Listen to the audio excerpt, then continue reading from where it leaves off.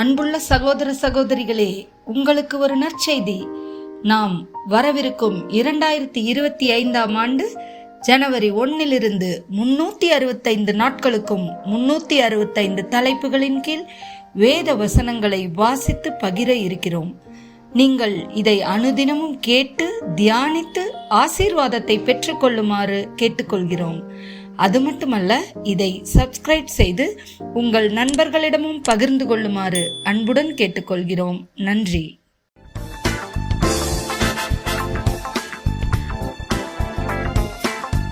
இன்று நாள் 9. தலைப்பு விபச்சாரம். மத்தேயு 15:19. எப்படியெனில் இருதயத்திலிருந்து பொல்லாத சிந்தனைகளும் கொலைபாதகங்களும் விபச்சாரங்களும் வேசித்தனங்களும் களவுகளும் பொய் சாட்சிகளும் தூஷணங்களும் புறப்பட்டு வரும். 1 கொரிந்தியர் 6:9, 10 மற்றும் 18. அநியாயக்காரர் தேவனுடைய ராஜ்யத்தை சுதந்தரிப்பதில்லை என்று அறியீர்களா? வஞ்சிக்கப்படாதிருங்கள். வேசி மார்க்கத்தாரும் விக்கிராராதனைக்காரரும் விபச்சாரக்காரரும் சுயப்புணர்ச்சிக்காரரும் ஆண் புணர்ச்சிக்காரரும் திருடரும் பொருளாசைக்காரரும் வெறியரும் உதாசீனரும் கொள்ளைக்காரரும் தேவனுடைய ராஜ்யத்தை சுதந்தரிப்பதில்லை. வேசித்தனத்திற்கு விலகி ஓடுங்கள்.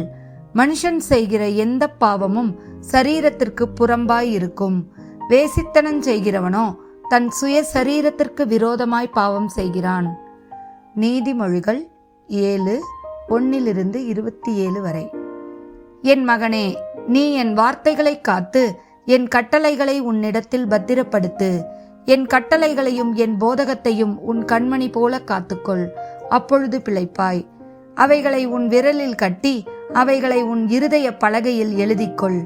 இச்சக வார்த்தைகளை பேசும் அந்நிய பெண்ணாகிய பரஸ்திரிக்கு உன்னை விலக்கி காப்பதற்காக ஞானத்தை நோக்கி நீ என் சகோதரி என்றும் புத்தியை பார்த்து நீ என் இனத்தாள் என்றும் சொல்வாயாக. நான் என் வீட்டின் ஜன்னல் அருகே நின்று பலகனி வழியாய் பார்த்தபோது பேதையர்களாகிய வாலிபருக்குள் ஒரு புத்தியீன வாலிபனை கண்டு அவனை கவனித்தேன். அவன் மாலை மயங்கும் அஸ்தமன நேரத்திலும் இரவின் இருண்ட அந்தகாரத்திலும் அவள் இருக்கும் சந்துக்கடுத்த தெருவில் சென்று அவள் வீட்டை வழியாய் நடந்து போனான். அப்பொழுது இதோ, வேசியின் ஆடையாபரணம் தரித்த தந்திர மனமுள்ள ஒரு ஸ்திரீ அவனுக்கு எதிர்பட்டாள்.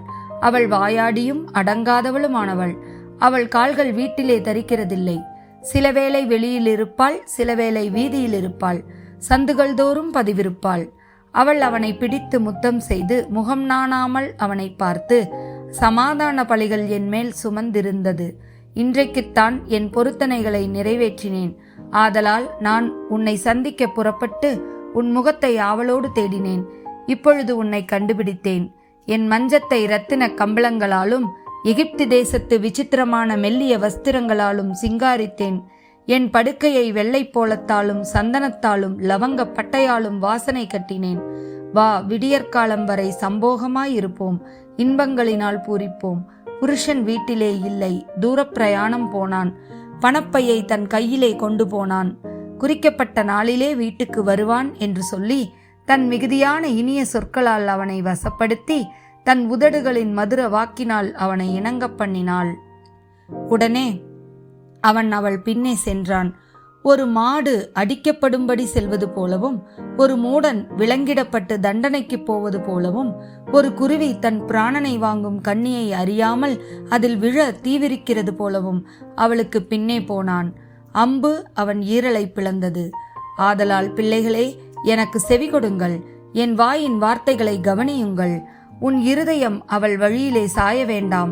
அவள் பாதையிலே மயங்கி திரியாதே. அவள் அநேகரை காயப்படுத்தி விழப்பண்ணினாள். பலவான்கள் அநேகரை கொலை செய்தாள். அவள் வீடு பாதாளத்துக்கு போகும் வழி, அது மரண அறைகளுக்கு கொண்டு போய்விடும். நீதிமொழிகள் 22:14. பரஸ்திரீகளின் வாய் ஆழமான படுகுழி. கர்த்தருடைய கோபத்திற்கு ஏதுவானவன் அதிலே விழுவான்.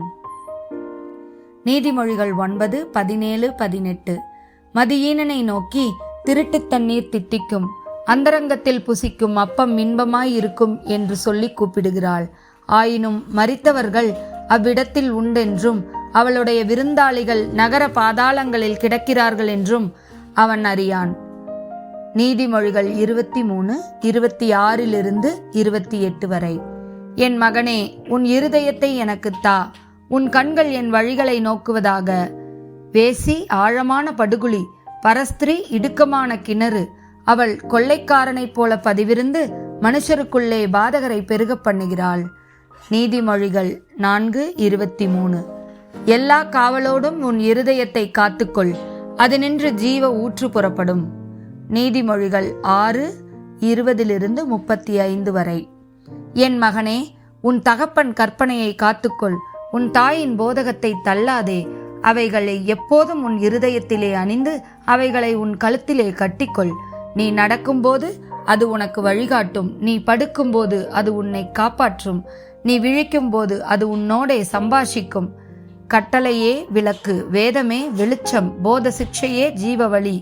அது உன்னை துர்மார்க்க ஸ்திரீக்கும் இச்சகம் பேசும் நாவையுடைய பரஸ்திரிக்கும் விலக்கி காக்கும்.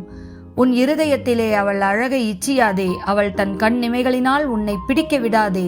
வேசி நிமித்தம் ஒரு அப்பத் துணிக்கையையும் இறக்க வேண்டியதாயிருக்கும். விபச்சாரியானவள் அருமையான உயிரை வேட்டையாடுகிறாள். தன் வஸ்திரம் வேகாமல் மடியிலே எவனாவது நெருப்பை வைத்துக் கொள்ளக்கூடுமோ? தன் கால் சுடாமல் எவனாவது தழலின் மேல் நடக்கக்கூடுமோ? பிறனுடைய மனைவியிடத்தில் பிரவேசிப்பவனும் அப்படியே அவளை தொடுகிற எவனும் ஆக்கினைக்கு தப்பான். திருடன் தன் பசியை ஆற்ற திருடினால் ஜனங்கள் அவனை இகழமாட்டார்கள். அவன் கண்டுபிடிக்கப்பட்டால் 7 மடங்கு கொடுத்து தீர வேண்டும். தன் வீட்டிலுள்ள பொருள்களையெல்லாம் கொடுக்க வேண்டியதாகும்.